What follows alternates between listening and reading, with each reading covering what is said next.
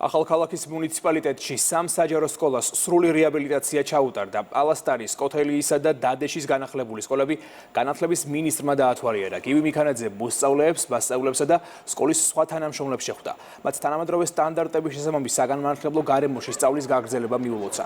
სამივე სკოლაში სასწავლო სივრცეების პარალელურად მოეწყო საბუნებისმეტყველო და კომპიუტერული ლაბორატორიების სააქტო დარბაზი, სპორტული ინფრასტრუქტურა, რეკრეაციული სივრცეები. ამასთან ფუნქციონირებს რესურსო ოთახი, ექიმის კაბინეტი, სასადილო და ბიბლიოთეკა.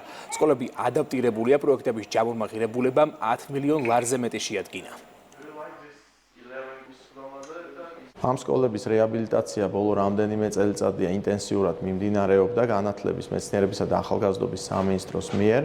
ჯამში 10 მილიონ ლარზე მეტი დაიხარჯა და რამდენიმე ასეული ჩვენი მოსწავლე უკვე სწავლას აგრძელებს სრულიად განახლებულ გარემოში და რამდენიმე ათეული პედაგოგი ეწევა იმ მართლაც ღირსეულ საქმიანობას, რომელიც სწავლებისა და მომავალ თაობების აღზრდასთან არის დაკავშირებული.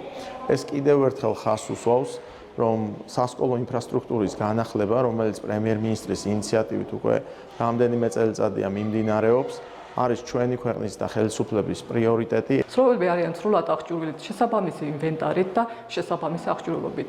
დღეს მთელი მუნიციპალიტეტის არის დიდი ზეიმი, რადგან მთელი მოსახლეობა და მშობლები, მოსწავლეები ყველა ერთად ელოდებოდნენ განათლების, მეცნიერების, ახალგაზრდობის მინისტრს და ყველამ ერთად ვიზეიმეთ ეს დღე.